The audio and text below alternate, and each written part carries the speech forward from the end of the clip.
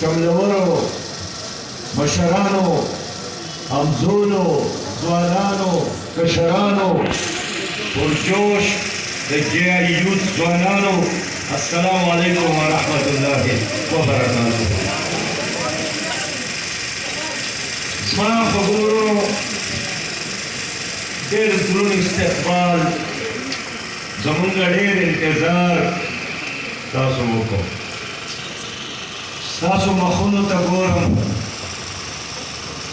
رڼا ده مینه ده پې او دا رڼنی زمونږ استقبال دا د سراج الحق نه دی، دا په دې وطن کې د اسلامي انقلاب استقبال دی، دا په دې وطن کې د اسلامي نظام استقبال دی. او په دې دومره لوی تعداد کې تاسو را جمع شوي یې دا ولې؟ زه پوهېږم چې تاسو د دې موجوده نظام نه تنګ راغلي یې. په کوم نظام کې چې یو کیلو اوړه نه میلاویږي، بغیر د سفارش او شناختی کارت نه یو کیلو اوړه نه میلاویږي. 15 کیلو اوړه په 2020 روپۍ شي، په 950 روپۍ یو کیلو غوړي شي، په 1800 روپۍ یو کیلو چای شي. ډسپرین او پینډال د سرو سپینو نه ګرانې شي، علاج ګران شي، بچو له تعلیم ګران شي، د بابا او د بیبې علاج ګران شي. زمونږ ډېر وروڼه عربو کې محنت کوي، 14 ګنټې محنت کوي، خو دلته کې یوه مطالبه ده چې لږ نور محنت وکړه. ژوند تېرېدل ګران شو، غم خالي ګرانه شوه، د کور نه وتل ګران شو، موټر سایکل کې تیل اچول ګران شو، د بجلۍ بل ورکول، د ګیس سلنډر ډکول، میلمه له چای او ډوډۍ ورکول، دین ملاله تباه او برباد کړه، غیرت او پښتون تباه او برباد کړه.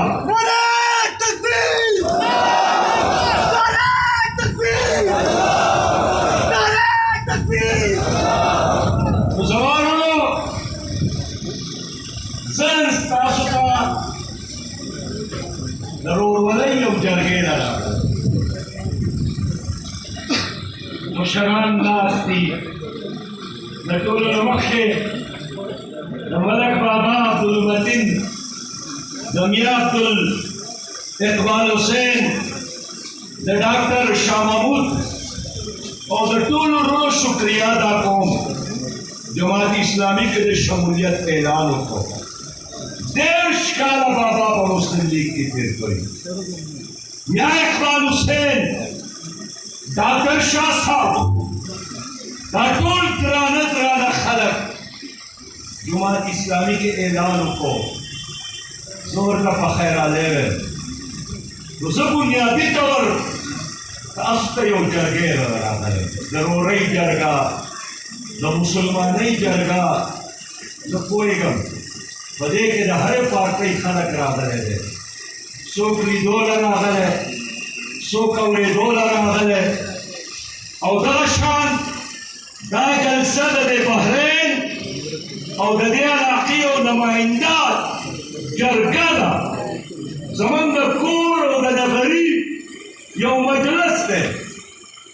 زه جرګې ته دا راغلی چې وروڼو دا ستاسو وطن دی، دا د جرنیلانو د پلار نه دی، دا ستاسو وطن دی، دا نه د زرداري وطن دی، نه د شهباز شریف وطن دی، نه د عمران خان وطن دی.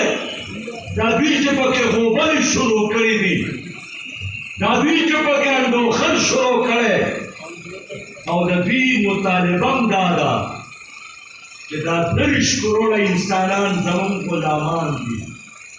سرونه به د دوی، سوارلی بده کوي، ټیکس به تاسو ورکوئ، مزې به دی کوي، حکومت ته به تاسو رسوئ، پراپرټیانې به د دوی زیاتېږي. د دې جرګې نه زه تپوس کوم چې ای د بحرین خلکو، ای د بحرین خلکو، ستا ایمان، ستا دین، ستا پښتو تا ته د دې خبرې اجازت درکوي چې ستا د وطن وزیر اعظم له دې توشخانې غلي.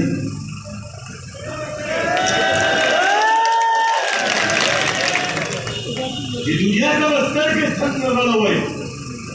یورپ ته به لاړ شئ، عربو ته به لاړ شئ، پیغور به درته کوي چې تاسو هغه قوم یې چې د ترکو سر پاکستان ته راغی، د ښځې په غاړه کې هار و، ستا په یتیمانو باندې ډوس و، او دا هار والا وزیر اعظم دی دی چېرته یتیمې له په تعلیم انتظام ورکړه. چې صدر د ترکو واپس لاړ نو وزیر اعظم سوچ وکړو چې ما ته یې وویل چې د یو یتیمې انتظام پرې وکړه، نو دا یتیمه نور څوک کېدی شو، خو زما د خپله ښځه غټه یتیمه ده. د ترکو صدر ته پته ولګېده چې هغه زما ښځې کوم حال ورکړی و، هغه پاکستان وزیر اعظم پټ کړ. د سعودي عرب باچا ګړۍ ورکړه، په ټوله دنیا کې درې ګړۍ وې، د کعبې تصویر و پکې، د دې نه قیمتي شی د سعودي عرب د باچا سنه ورته راوړه، او په دې باندې د دې ټولو پارټو اتفاق دی. دې وجې نه وروڼو زه ستاسو ته جرګه دا کومه چې خو یې وبخه، دا خپل محراب او منبر بچ کوئ او که نه بچ کوئ، دا د خپلو مور او د خور او د لور لوپټاو به ورته بچ کوئ او که نه بچ کوئ، دا خپل غیرت او حیا بچ کوئ او که نه بچ کوئ. دې پارټیانو د دې ټول وطن نه جامې ویستې. آیا دا هغه بیماره نه دي چې یو بیماره یوسف رمزي امریکې ته حواله کړ، بل بیماره کانسی حواله کړ، بل بیماره ریمن ډیوس حواله کړ، بل بیماره کلبوشن حواله کړ، بل بیماره ابھینندن حواله کړه. دا ټول هغه دشمنانو زموږ چې د انډیا لپاره راغلي وو، بلوچستان کې تخریبکاري کوله. ابھینندن راغلی و، سره د جاز راوغورځېد او ګرفتار شو. ریمن ډیوس د ورځې په رڼا کې زموږ 3 کسان ووژتل او امریکې ته برېک وهل لاړ.